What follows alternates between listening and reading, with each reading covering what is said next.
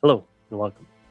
My name is George. My channel is all about helping you get the most out of Logic Pro so that you can record and produce your best music in your home studio. Today, we're going to be continuing on our GarageBand to Logic Pro series. This is part 5 of that series where we're going to be mixing our song that we recorded in the previous video. If you're just starting out with mixing or transitioning from GarageBand to Logic Pro, then this is going to be a perfect video for you. If you think you might want to see more videos like this, then please consider subscribing. I really appreciate it. Now let's dive in.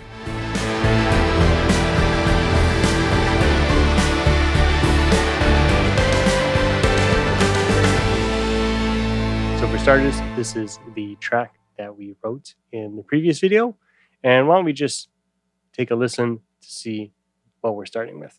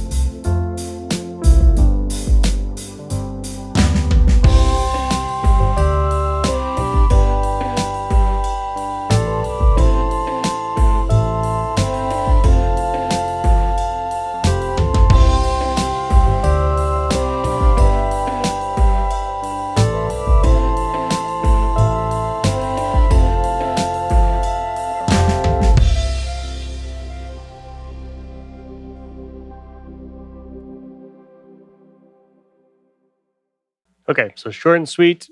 We have minimal amount of tracks we're working with, which is great for starting out and learning the basics. Now, the first thing I want to do is introduce you to the mixer page. Now, this is a page that you don't get in GarageBand, and in my opinion, is one of the biggest upgrades that you get when you move to Logic Pro. Because when it comes to the mixing process, it just makes everything a lot easier to be able to see all your plugins and processes in one place. So to get to the mixer window, you just press the letter X on your typing keyboard, and that opens it up like this.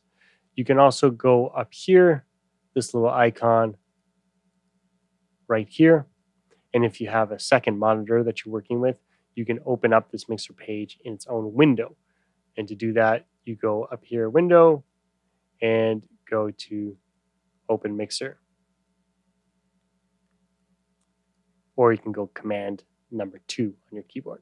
And then you can move this over onto your designated display. Now, I'll just walk you through what we have here in our mixer window. So first off, we have all our different tracks. So we have our drum tracks here, bass, our keyboard, our synth, vocal chops, and so on. And as you can see, every time I highlight one, it'll correspond to the track in your arrange page right here. Now, starting from the top, moving downwards, here we have our input. And when we're dealing with software instruments, so this is actually the instrument. So if we want to open up, say, our electric piano, we can just hit in the middle there where you see the little sliders. I'll open and close that. Same thing with Alchemy. And when we're dealing with an audio track, such as the one we have right here, which is just a sample, our input corresponds to the microphone we're using. So if I was recording and it was plugged into input 1 and 2, then I could select that, for example. But since this is just a sample, we didn't actually record anything in, we just dragged it in, so we don't even really need an input set. Now below that, this is where we have all our different audio effects. You'll see we have a couple already loaded in on our drum kits, but nothing yet on all of our other tracks. So for example, this is where you can have your EQ, or this Chroma Glow plugin, and any other plugins that you want to add. Now, below the audio effects, we have sends. And without getting too deep into sends, they allow us to send a signal from any of these tracks to a secondary track. So this is often used for reverb, for example, so that you can have sends on multiple tracks and send those signals to one dedicated reverb. I'll show you how this all works a little later in the video. Next, we have our output. So this controls the routing of our audio, how we hear it. And a lot of the times it'll just be set to stereo out, which all gets sent to this master channel. And that's the last place the audio passes through before we hear it. Now you'll notice on this track, we have it set to bus 4. And that's because we created this track stack for our drums. So these two tracks, our boom bap and our smash, are getting sent to bus 4. And then you'll notice this track, the input is bus 4.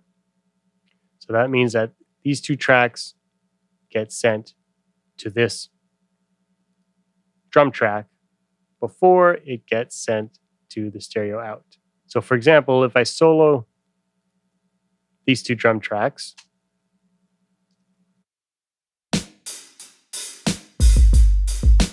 we currently hear our drums, right?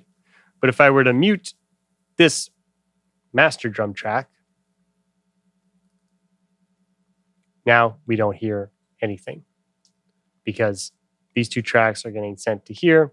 But since this track is now muted, then in effect, we're muting everything. Now, one of the reasons we did this is for when it comes to the mixing stage, now we can control the volume of all our drum tracks on this one fader, and we'll be able to add effects that'll affect our entire drum kit. Now, below output, we have groups, and I don't think we're going to encounter groups today, but this just lets you group different parameters. So, for example, if I wanted to group these 3 tracks together, I could click here and go group 1. And then up here under settings, this selects what parameters we want to group. So for example, right now volume is checked. So if I grab the volume of the bass, it's going to affect the volume of these 3 instruments that are grouped. If I uncheck the volume, now the volume is once again independent, but we still have mute. So we'll mute those 3. So I'm actually going to remove that from the group because, as I said, I don't think we're going to need it for this track. And below the groups, we have automation. And we likely will deal with a little bit of automation, or at least introduce the idea of it. And automation just lets us change different parameters over time. And volume is one example that gets used a lot. So for example, if you want a different volume of our keyboards in the verse compared to the chorus, then we're going to use automation to do that. So you can set different level in different sections. Then we just have our icons for our tracks, and then the pan. So this adjusts where you're going to hear the instrument. So right now they're all in the middle. We can put them to the left or to the right. And then below the pan is probably the most important, is just the volume fader. So we can go for less or more volume. And then below that, we have mute and solo. So when you mute a track, you'll no longer be able to hear that track. When you solo it, you'll only hear the track that's soloed. Or if you have multiple tracks soloed, you'll only hear those tracks. So there's a little overview of the mixer page in Logic Pro. Now let's take a quick look in GarageBand and see how things differ. So in GarageBand, we don't have a dedicated mixer view, but what we do have is we have our volume slider up here and our panning from left to right up here. And then for any effects and plugins we want to add, we can do that down here. So this is basically the same as the audio effects area in the mixer page. We can simply add in our effects from here. Now for the sends, on the other hand, you can't manually set up your own sends, but we have this kind of master echo and master reverb. So you can, this is basically a send that's already set up that you can send as many tracks to this reverb as you want, or this master echo. So you can still do a lot in GarageBand, but it's just not set up where you can see everything and you don't have total flexibility on how you route all your tracks. Now let's head back over to our Logic Pro project. Okay, now there's a lot of personal preference involved with how you start your own mix. For me personally, I like to start with the drums. And what I usually do is just bring all my tracks down to 0. And I'll do that actually with the drums too to start. And then I'll just start bringing them up one by one.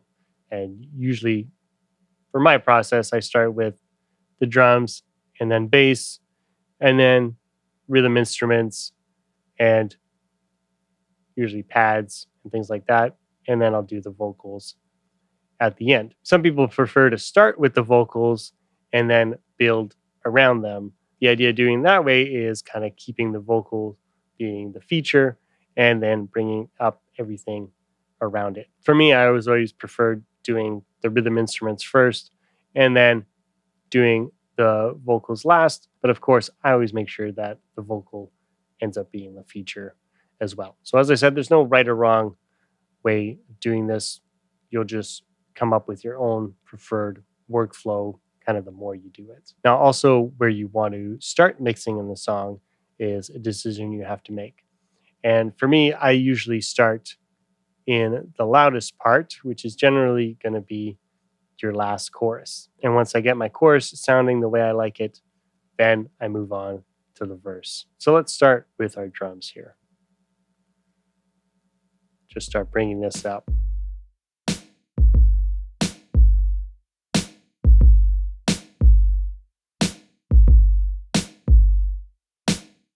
Now, one thing that I see a lot when people are first starting mixing is they'll start with their faders very high at 0 or even above 0. And the problem with that is once you start bringing everything else up to kind of match the volume of where you started, you're going to be clipping on your master in no time. So for example, let's see where this puts us. So right off the bat, you see we're hitting in the red here. So you want to start with your levels fairly low.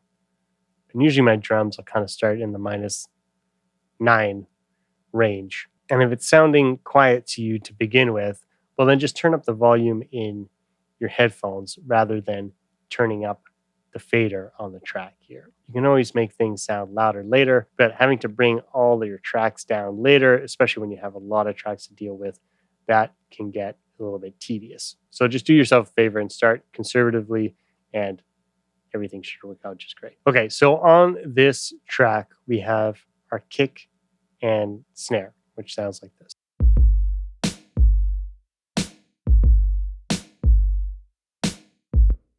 Now, if you want to make any specific adjustments to either the kick or the snare, then we can further unpack this track.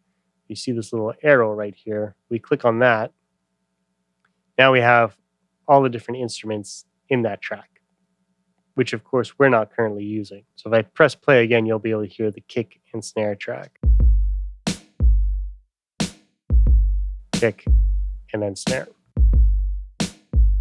So now if I want to adjust the level of either, I can simply bring these up or down. And I think I want to bring the kick up just a little bit. So let's just go ahead and do that.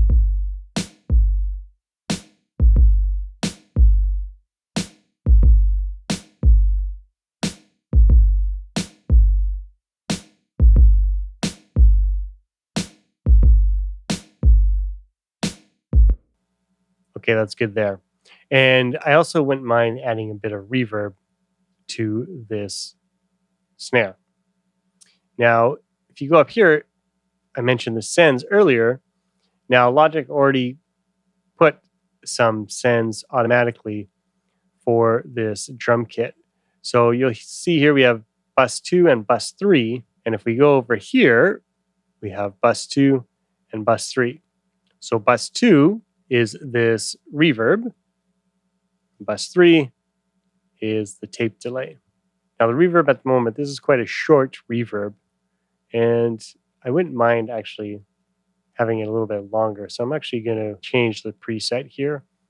So I'm going to go up to where it says custom, go to medium spaces. Let's go to plate reverb. Let's go with the drum plate. So you notice this is 1.8 seconds. I'm going to bring the wet signal all the way up. So let's close this. And I'm going to increase this bus 2, which is going to increase the amount of signal that's getting sent to our reverb right here on bus 2. And therefore, we're going to get more reverb on our snare. But also, having just changed the reverb preset with a longer reverb, we'll probably notice that change already without actually changing the amount of signal. So let's see what this sounds like. You can hear that there's a longer reverb than there was before. But let's adjust this a little bit.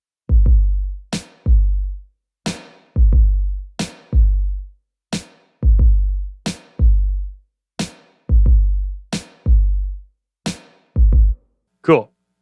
And I'm actually going to change the panning on this. I'm not sure why it's leading slightly to the right. I'm going to put that right in the middle, which you can click and drag and adjust that way. Or if you just want it right in the center, you can hold down Option and just click, and that'll move it back to the center. Now, if we wanted to dive deep into, let's say, the EQ for the snare, we could, of course, do that. But it's sounding pretty good. And for this introduction, I don't want to get bogged down in the nitty gritty of everything, but we certainly will look at EQ with the other instruments.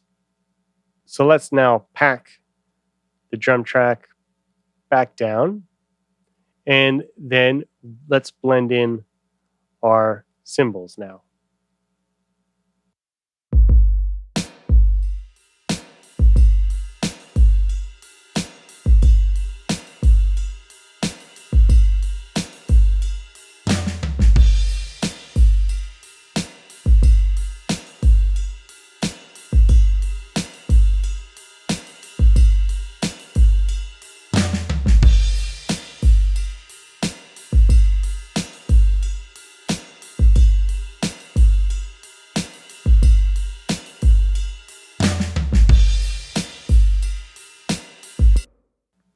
Cool.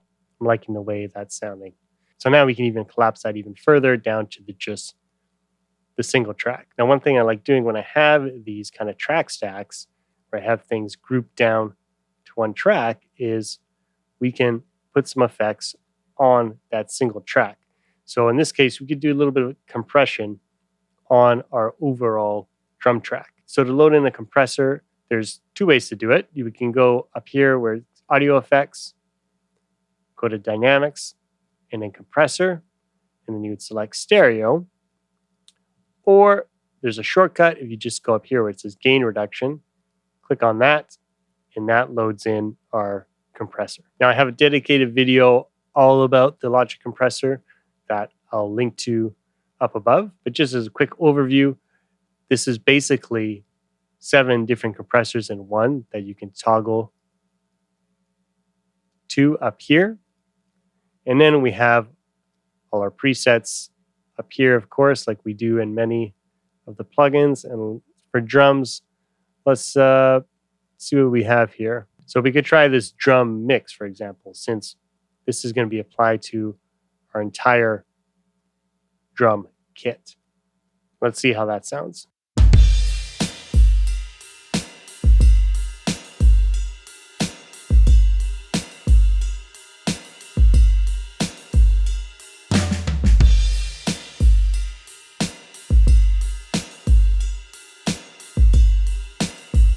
So the only thing I changed was this threshold here. And the threshold, that controls how much compression we're getting. So you may have noticed the meter here, we were going kind of right here to -1 dB. So that means we're bringing the volume down by 1 dB, and mostly on those kicks. So if you listen and look here, you'll see that the kicks are kind of be brought down a little bit, but the snares just a little bit, not as much.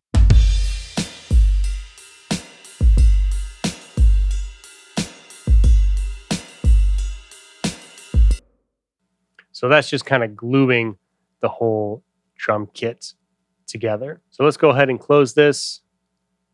And I'm actually going to bring this down to maybe -6 or so. Again, so that when we get to our last track and we've brought everything up, that we're making sure we're not peaking over here. So let's move on to our bass.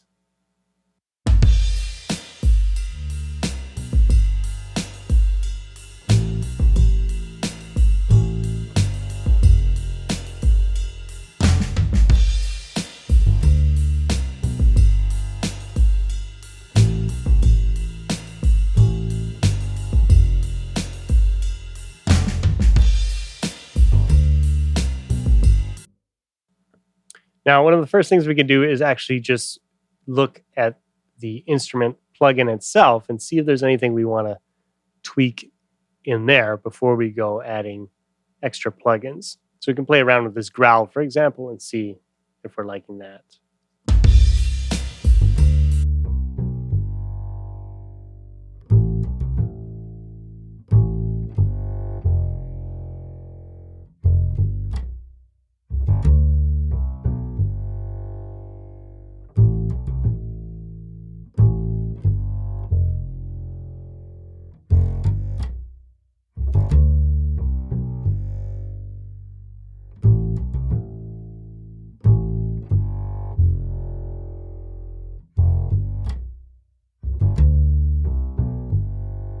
Okay, so we just boosted this growl a little bit. It's a pretty subtle difference, in my opinion.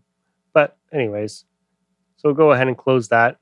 Now, you may have noticed in this bass pattern, some of the notes are a little bit quieter than others. And we can solve this kind of two ways, compression being one of them. But before we do that, since this is MIDI, we can actually, let's go ahead and check out our notes in here. And we can change the velocity of each note to kind of bring out those ones that are getting lost a little bit.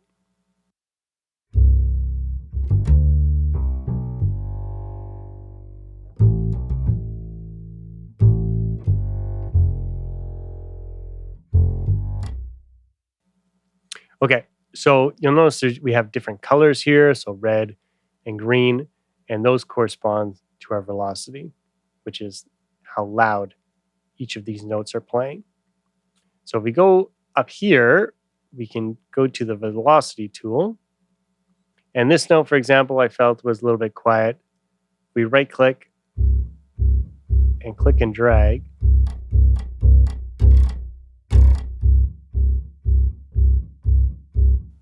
We can adjust the velocity that way. And same thing with this note. I felt it was a little bit quiet. Let's just listen with the drums.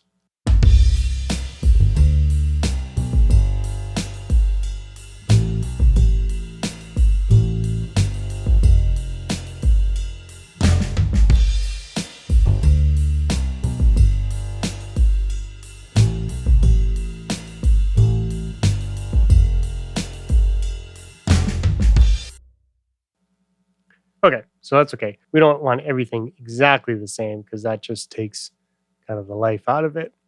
So we'll keep that like that, and the rest we'll smooth out using compression. So let's head back over to our mixer page. Again, that's the letter X. And for our compressor, we can load in up here again under gain reduction. That's going to load that in. And let's check out some of the presets for the bass. And for the bass, you're actually going to find those under guitars. Maybe let's try this jazz bass preset. And the setting I'm going to change here, again, is the threshold. And I'm going to go a little bit more than I did for the drums. I'm going to go kind of between, let's say, -3 and -5. So that'll bring the volume down of those louder notes just a little bit more.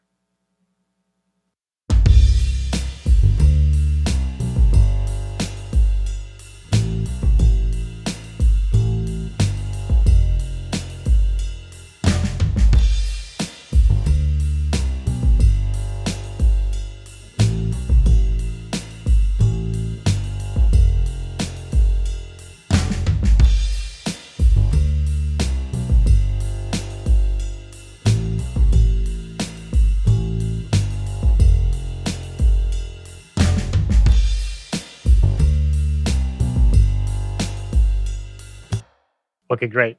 And then the last thing I did was just add a little bit of makeup gain. Because since we're lowering the volume with the compressor, we can also add some gain back in using the makeup gain knob right here. Let's go ahead and close that. And let's move on to our Wurlitzer keyboard here.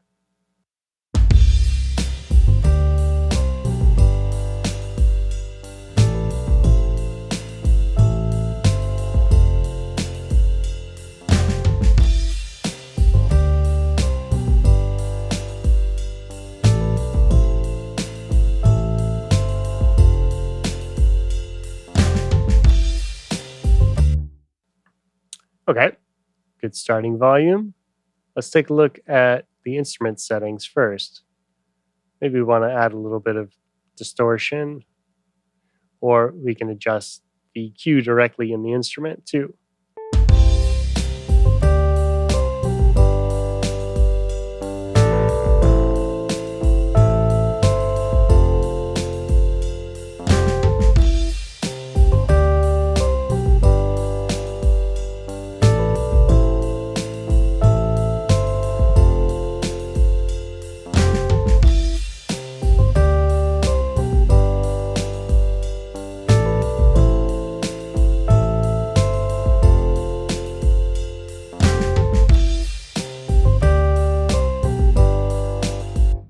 Okay, so before adding any extra plugins, we've already kind of changed the sound a little bit. And this is something that we could have done earlier in the process or at any point. But a lot of times for myself, I prefer just getting a sound in the general ballpark when I'm writing so that my focus is on the writing.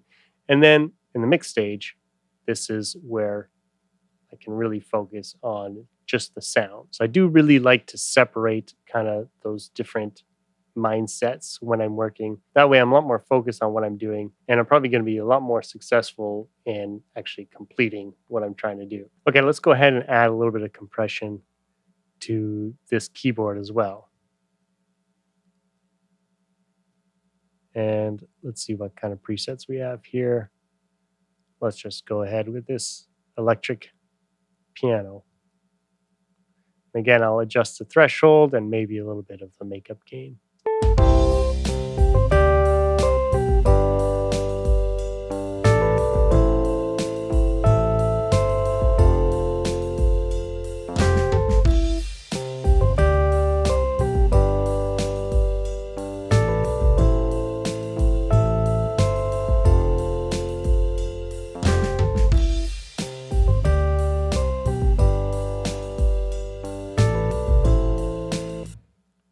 Okay, there we go.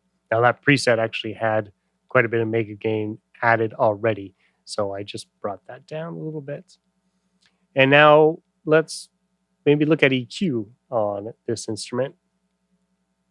So the EQ, again, there's two ways. There's a shortcut, which I'll show in a second, but the long way is you just go below your previous effect. And we'll click here, go to EQ, and we have our channel EQ. And there's also some other built-in EQs, including this vintage collection. But let's start with the channel EQ. And the shortcut for that is actually up here in this little EQ pad. You just click on that, and that'll pull this up right here. And if you've used the EQ in GarageBand, then this is essentially the same thing. So the goal with EQ is to remove any frequencies that are competing with other instruments that are just unpleasant in general, and boost those frequencies that you do like. Now, on most instruments, I'll usually use a high pass filter, which is right here. And what that does is it filters out all the low end information of that instrument. And the reason for using this is I generally want to leave those bass frequencies for the bass and also the kick drum. So those are going to be kind of the most low end instruments that you're going to have, generally speaking. And you just want to kind of try and reserve those frequencies for those instruments. So a good rule of thumb is kind of somewhere around, let's say, the 100 hertz range. But of course, you want to listen. And if you're starting to thin out the instrument too much, then you want to back off that. Or if you really want to hear the bass from that particular instrument, then you don't need to high pass it at all. So let's have a listen, and then I'll just make some adjustments and then talk about them afterwards.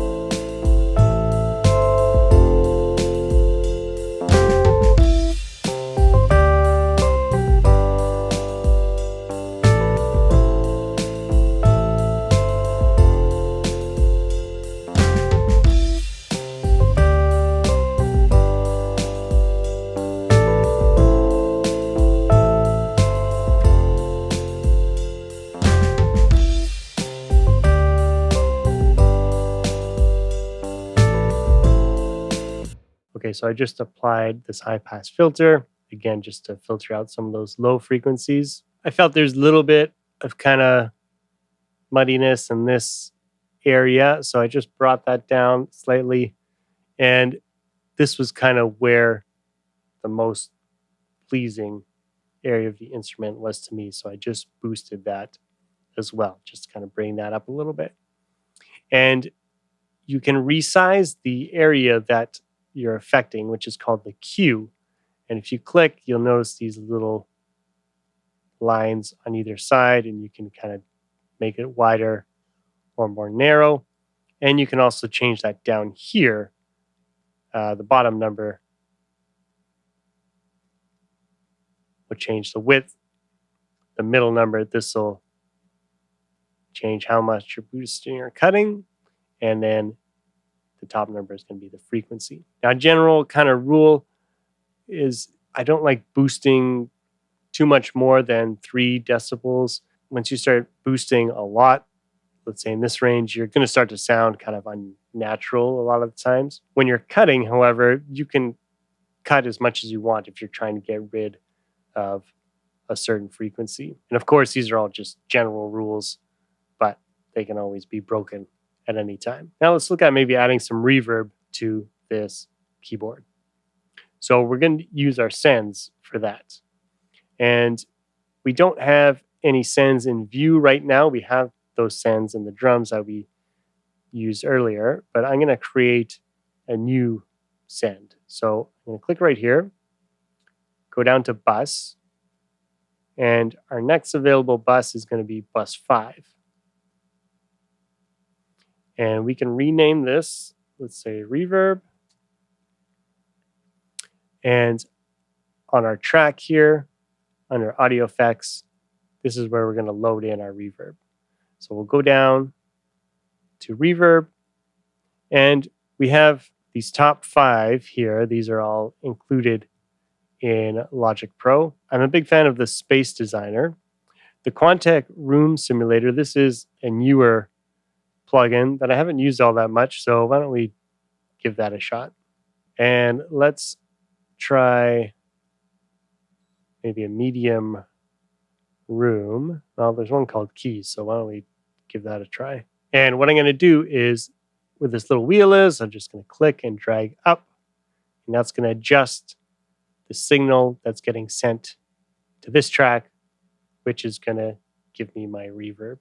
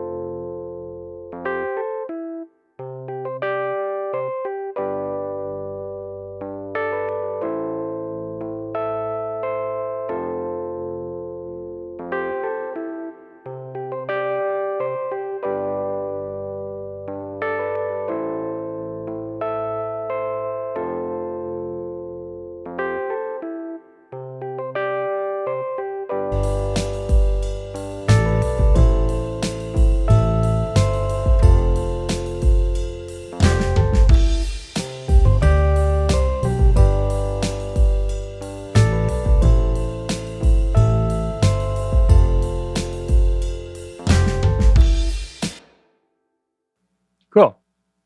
So I just adjusted the reverb time a little bit and brought the reverb level up in the plugin, and then adjusted my send to taste, and ended up bringing the volume overall down a little bit. Okay, now let's go ahead and add our synth pad in here. Now the synth pad, this is just going to be something that's in the background and just giving a little bit of lift, but it's not going to be a big feature thing. So it's going to be pretty low in our mix. I'm probably going to add a little bit of EQ and roll off some of that low end again and maybe brighten it up just a little bit. And then I'll probably add some reverb to that just to give it more of this atmospheric kind of sound. So let's go ahead and do that.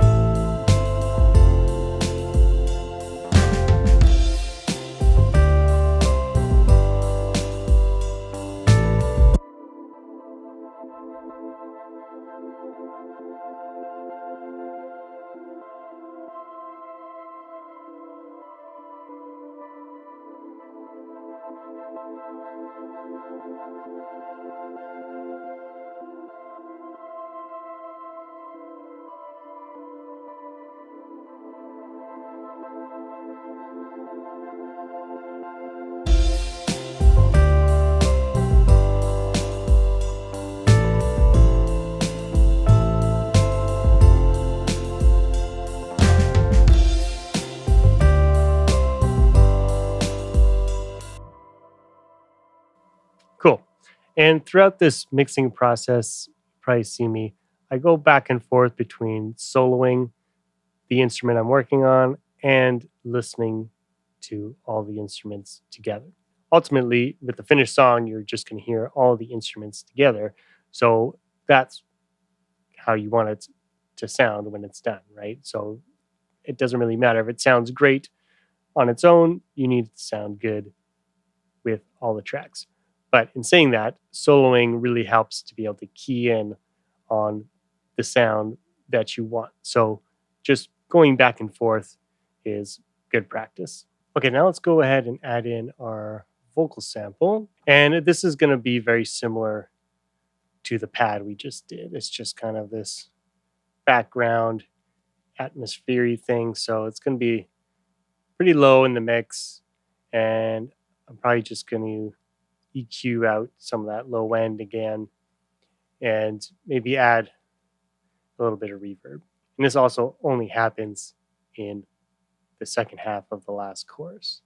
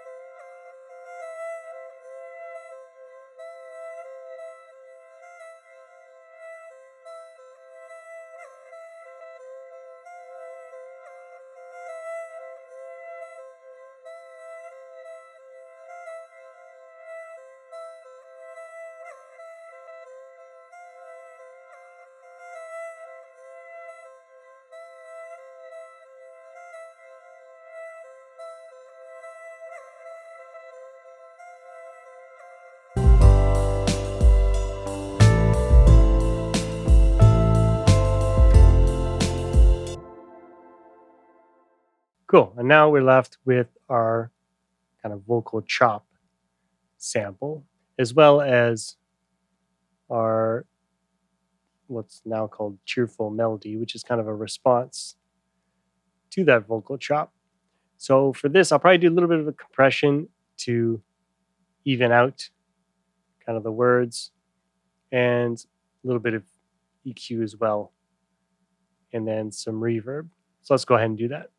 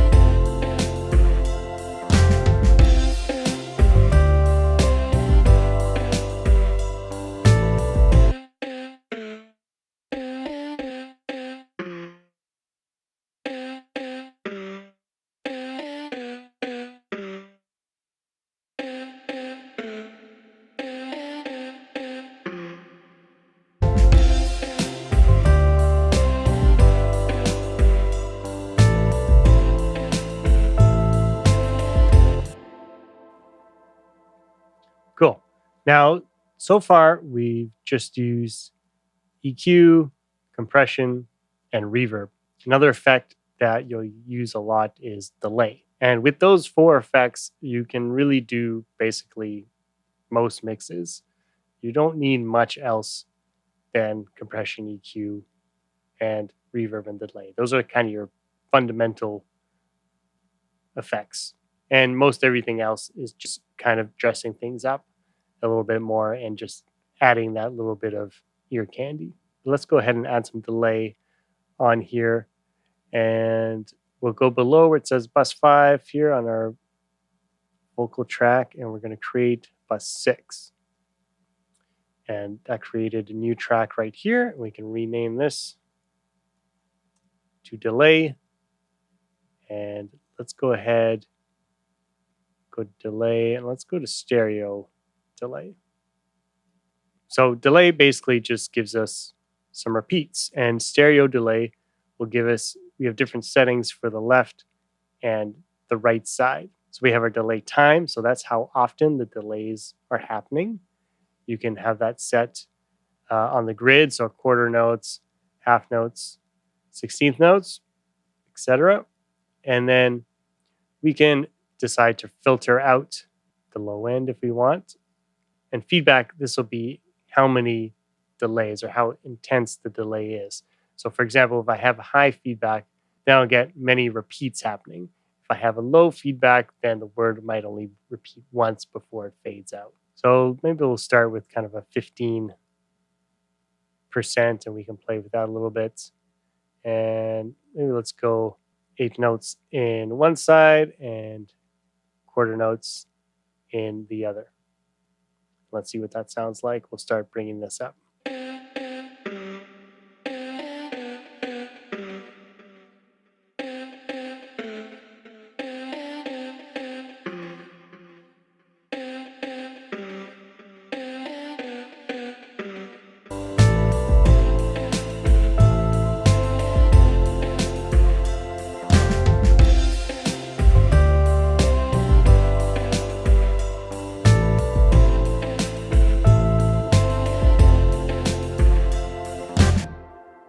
Cool.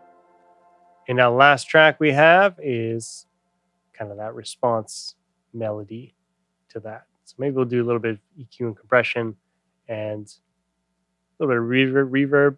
We'll see. Not sure about the delay yet. We'll see when we get there.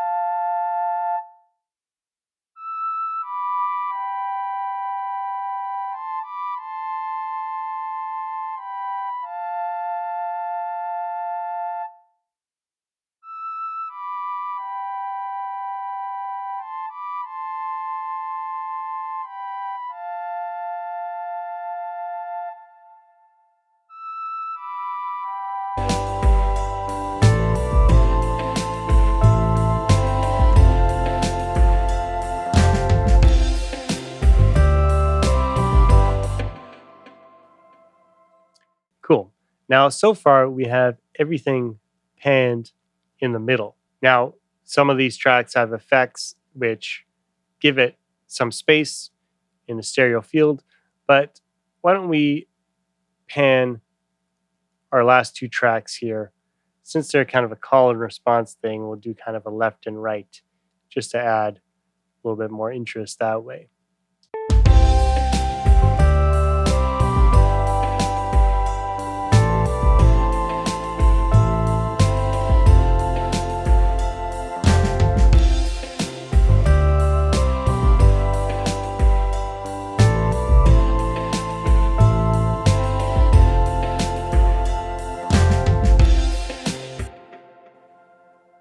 And while we're on the subject of panning, I'll also mention there's a couple different panning modes.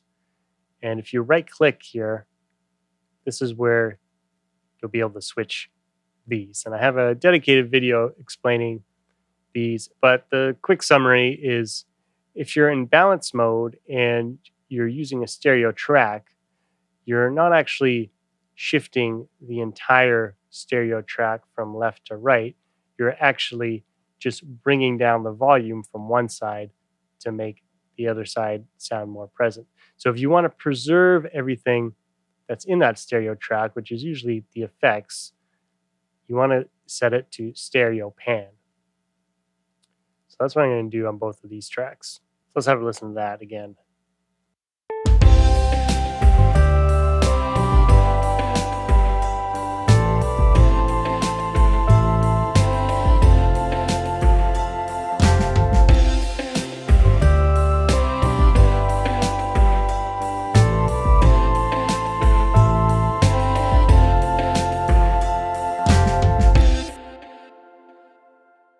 You know what? I'm actually going to change my mind a little bit about this panning.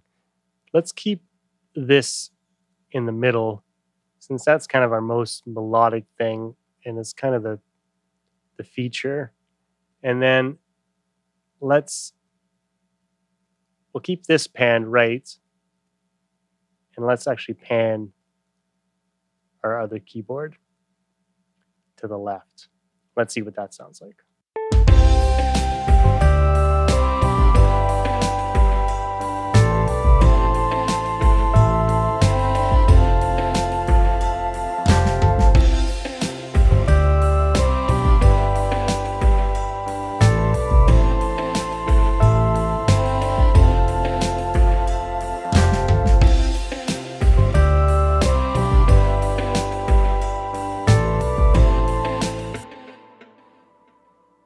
Cool, I think I prefer that. And I just brought down the volume on this track just a little bit. So there's our chorus pretty well done.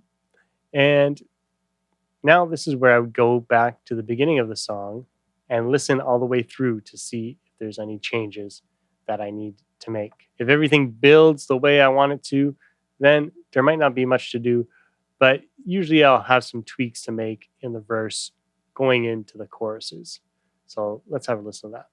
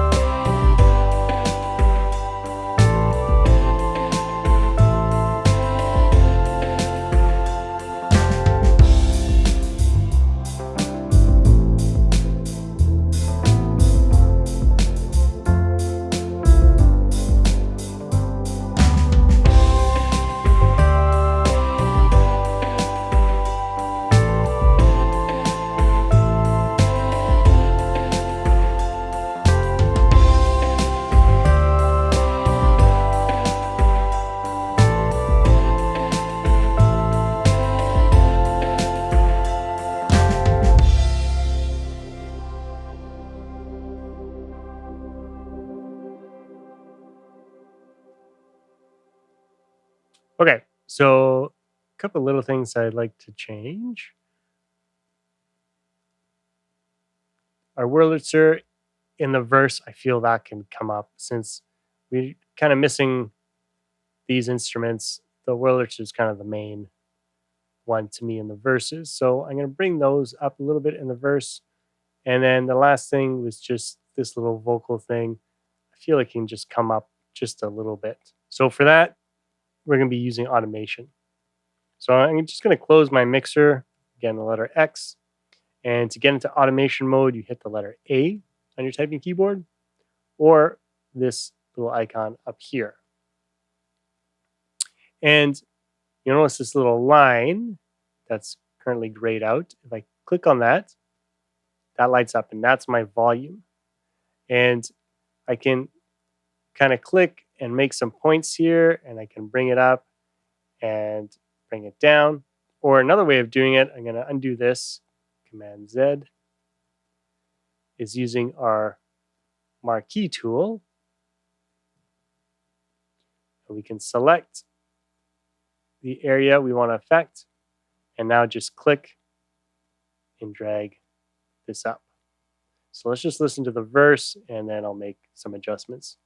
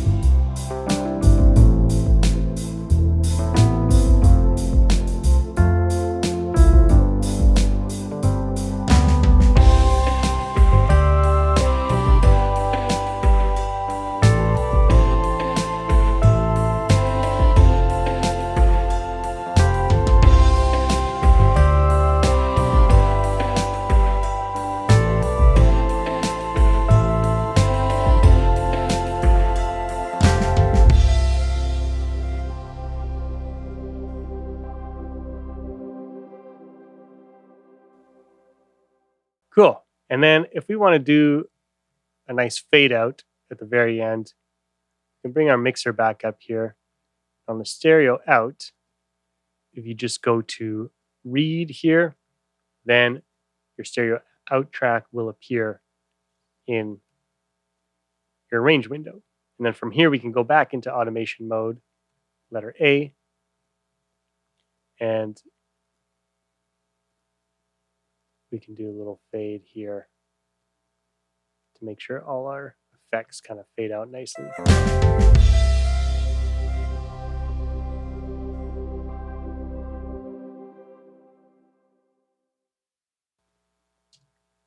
Cool.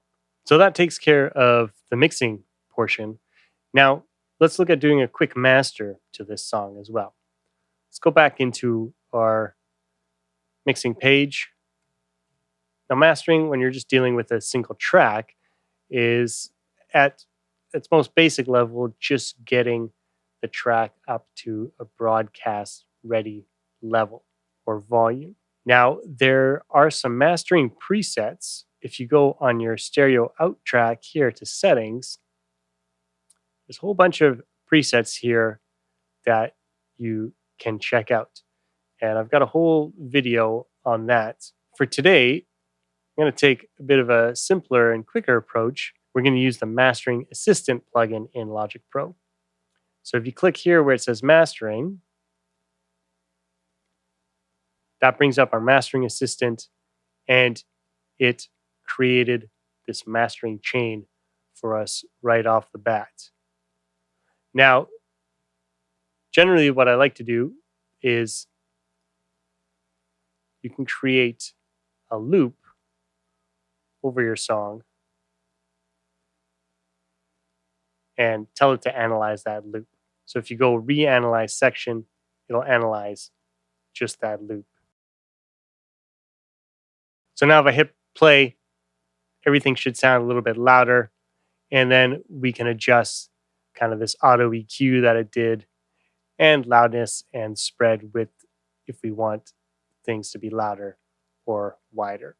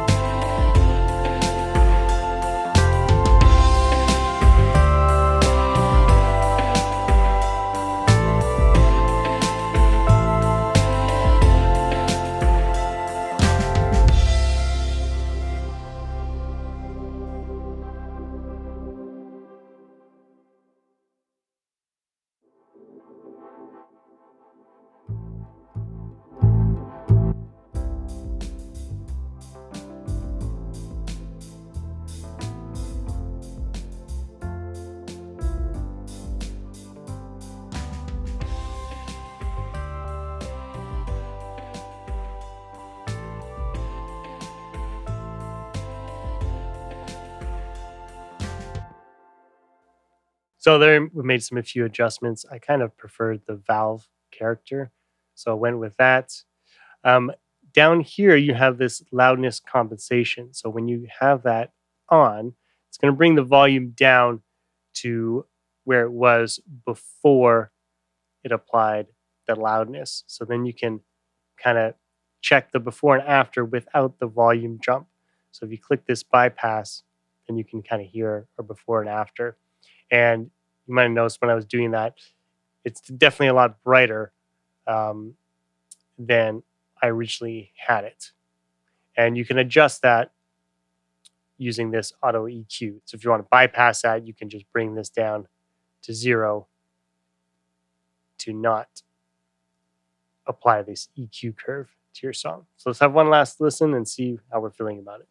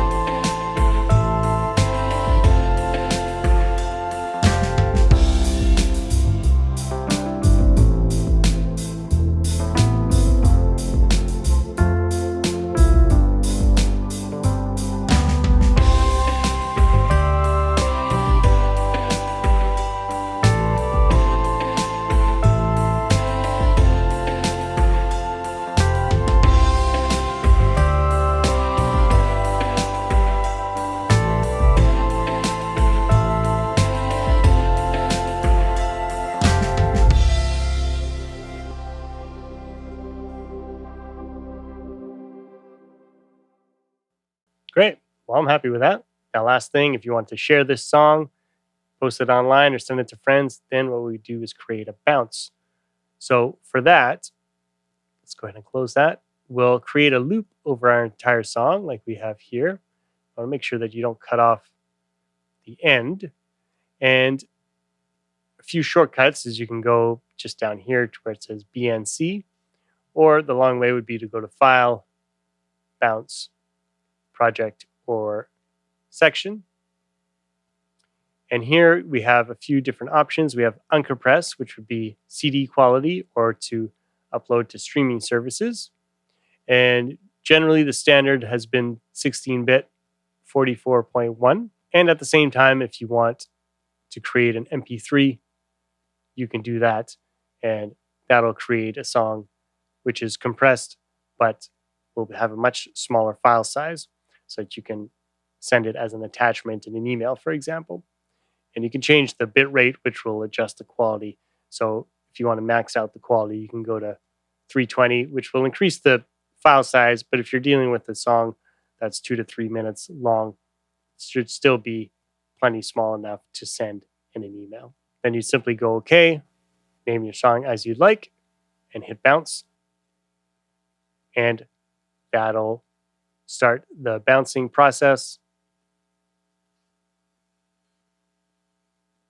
And now you have an MP3 and WAV file that you can listen to and share with others. So I hope you found this helpful and hopefully demystifies mixing a little bit and gives you a bit of confidence to dive in and start mixing yourself. There's obviously an endless amount of plugins that you can use and start putting on all your tracks. But as you've seen, especially when you're getting started, just stick to the basics of compression, EQ, reverb, and perhaps some delay as well. If you have any questions, please feel free to leave those in the comments below. And if you haven't already, make sure to download my free Ultimate Logic Pro Starter Pack. This includes my Logic Pro Hotkey Cheat Sheet, my audio recording guide, my mixing guide, my gear guide, and my Logic Pro mix session templates. This is going to help you up your game in Logic Pro. I really think you're going to find them beneficial. So I hope you enjoyed the video, and we'll see you in the next one.